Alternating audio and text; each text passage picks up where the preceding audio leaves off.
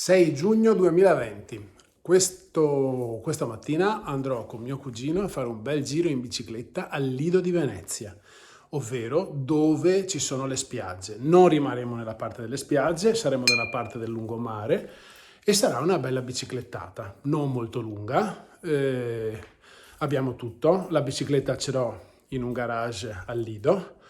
Però è da una vita che ho comprato questa bici bellissima e mai usata, e per cui sicuramente avrò bisogno di questo, la poppa.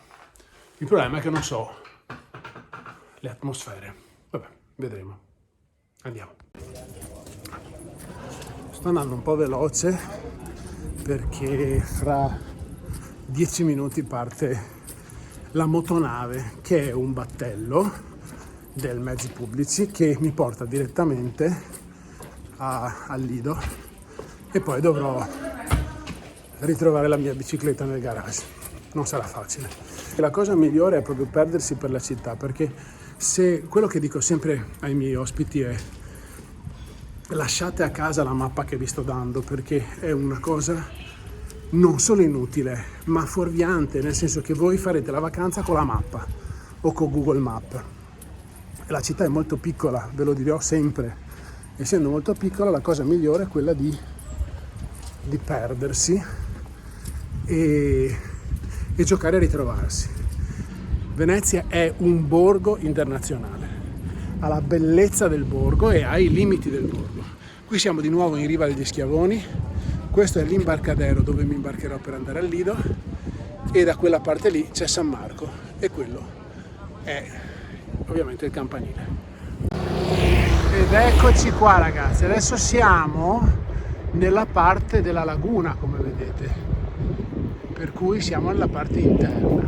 Questa lingua di terra su cui sto andando in bicicletta questa mattina è praticamente una specie di cordone di terra che separa l'acqua, che separa il mare dalla laguna. Ed eccoci qua, ci mancano pochissimi minuti ad arrivare agli alberoni. Superiamo mio cugino che si è messo anche la mascherina per respirare meglio, e come vedete abbiamo sempre la laguna sul lato destro e stiamo andando nella zona degli alberoni. Questa lingua di terra è lunga 11 km.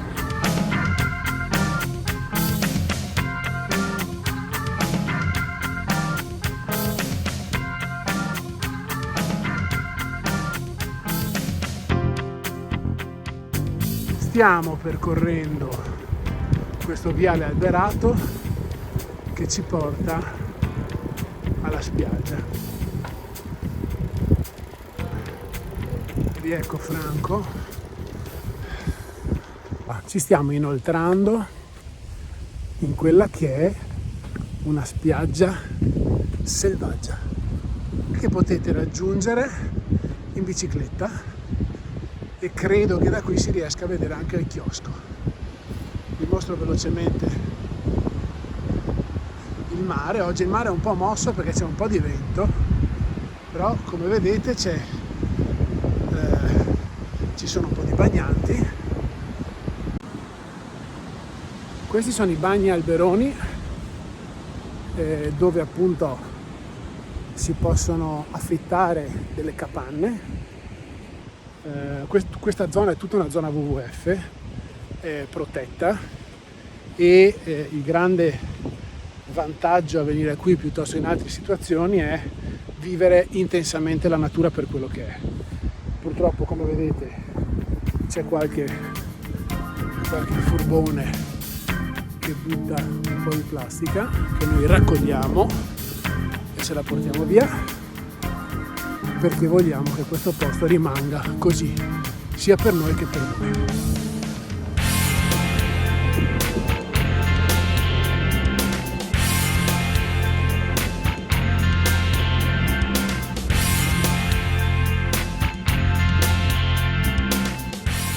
E questi sono i murazzi. Questa struttura ovviamente è una struttura artificiale, la volle la Repubblica della Serenissima all'inizio del 1700, per cui verso la fine dei momenti di gloria della Repubblica. Alla fine del Settecento venne creata appunto questa struttura con lo scopo di difendersi dal mare, dalle mareggiate. E questa struttura, ovviamente con queste dighette che vedete, è fantastica per tutti i veneziani e negli ultimi anni anche da molti arguti turisti che si prendono magari 2 o 3 giorni in più di Venezia per venire appunto in questo posto e rilassarsi. E poi vedete che ci sono queste piccole casupole, questi piccoli rifugi che vengono creati per ripararsi soprattutto dal sole. Quella che vediamo in fondo è appunto la struttura dell'Hotel Excelsior. L'Hotel Excelsior è un albergo molto rinomato, molto legato alla Biennale del Cinema, alla Mostra del Cinema, e al suo interno, magari potete entrarci per bere un aperitivo, al suo interno sentirete proprio un po' il peso della storia, il fascino della storia della Mostra del Cinema, anche perché l'albergo non ha avuto molte ristrutturazioni, per cui rimane